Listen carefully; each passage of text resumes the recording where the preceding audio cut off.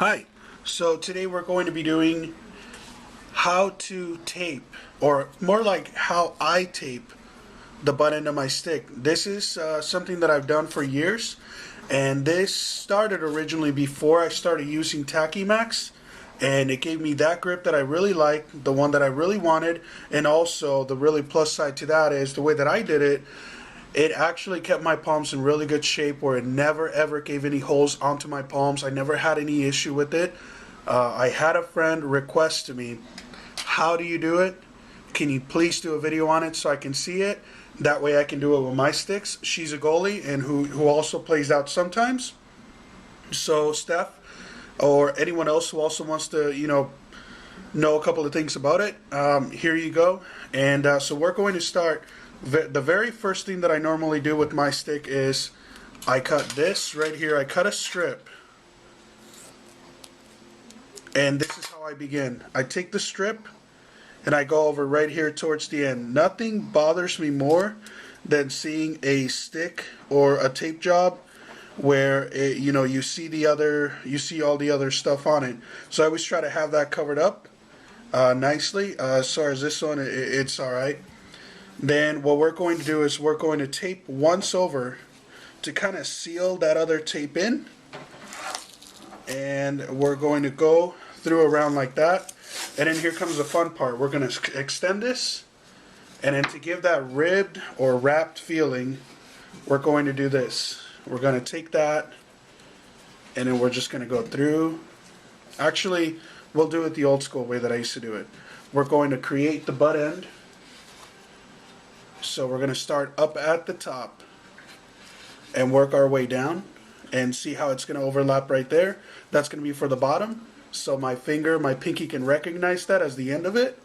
That way I won't have any issues as far as I'm concerned with, the stick is coming towards the end of it and I'm not going to sit there and rely on it.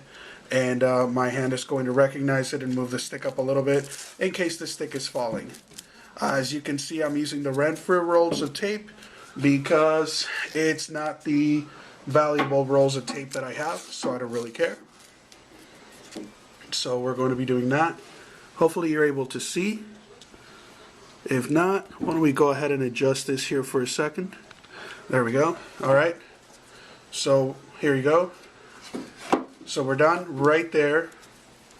And then we do a once over again to just kind of give it that nice little grippy feel over it.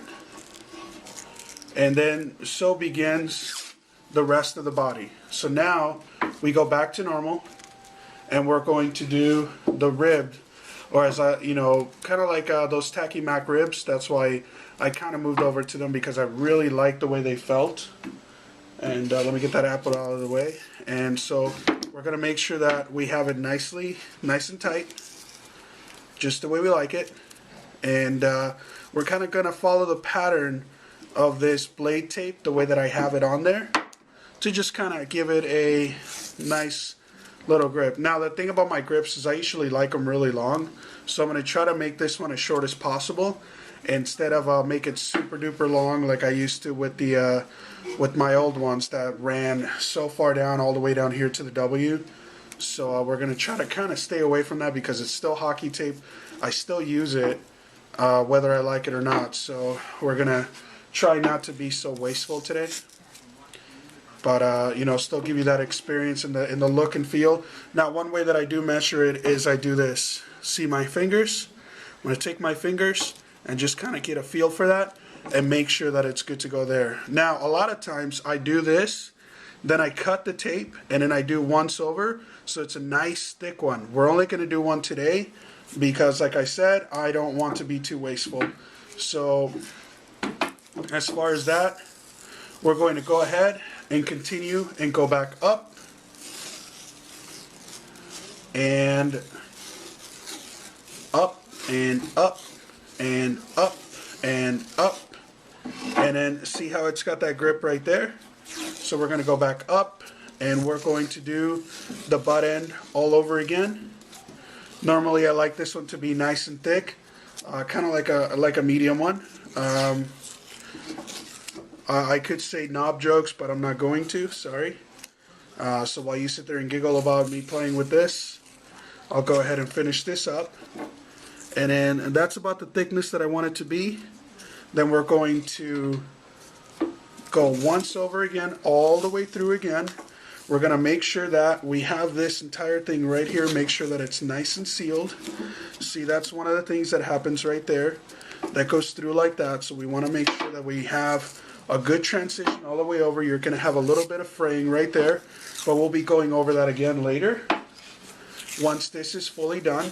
And then you're going to go through again and again and then again and then again and then back up, back up.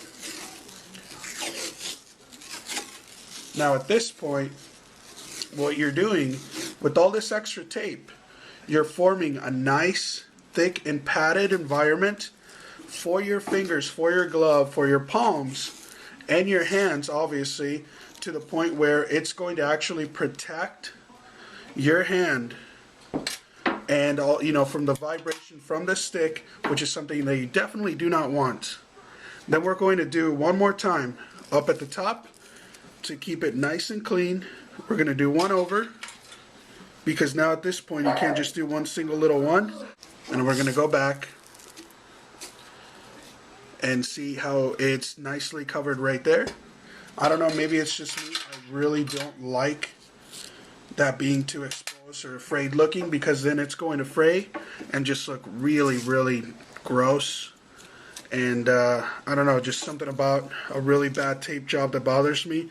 This one is not going to be amazing, I'm sorry. I haven't taped my stick in a few years, and I don't really care to do it again. So this is just, as far as I'm concerned, for someone to see so they can do it themselves, whether you like it or not. You can do it too, or you don't have to. You just have to really work on it to get it nice and right. And so now that we are sitting like that, we're going to do it nice and slowly right here to make sure we get that good quality stretch right there. And now we're going to go back. And now this is where it gets a little bit hard right here, because now we have to build a definition between the knob and the rest of the tape.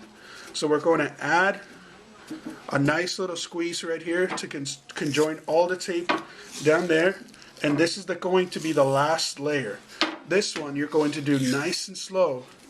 Try to squeeze it as tight as you can to make sure that it is done right, and that when all the other tape tries to expand, it creates a sponge feeling. Now this is assuming that you don't want to use that gauze tape that automatically has the nice sponge, or tacky Mac tape, which is nice and spongy.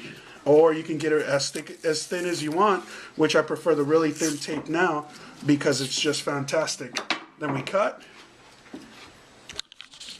and boom, there is your finished product. And this is the top, and of course, look at that, it lines up with all my fingers. You get that nice butt end right there, which is going to overlap. That's how it looks on the other side. And then of course I have this little ridge right here, because that's where my thumb is going to go. This is where my thumb is always going to be whenever I shoot. So again, this is how you do a butt end. Normally I do these in red whenever I do the butt end on my tape, but because I don't do it anymore, this is how it looks now. In case you want me to outline it, let me get a pen out. And so what we're going to do is we're going to do some twist. We're going to start here, 1, 2, 3, 4. So that's 4. Actually, there's about 5. There you go, there's the other one. And then we're going to do 1, as you can see with the definition of it, 2, 3, 4, and then the last one is going to end right here. Now this last one is a little tricky because it kind of ends over here, so it's going to end towards the bottom, and it just kind of overlap right here. See that? And that's it. Now you have a really nice and spongy grip, and your palms are going to be nice. And now I don't always suggest using white or black. White or black actually have some of the most acidity to them, so they won't be amazing as far as I'm concerned with the feel to it. I suggest using red. Red is always going to be the driest as far as, you know, how much glue it's got on it, and because it's going to be drier, it can turn a lot more spongier. It's going to turn ugly red after a couple of months, but my grips always lasted me 6 months, and I've never had an issue with any palms having to be replaced. Just saying, just saying. So, butt end. There you go. Have a good day.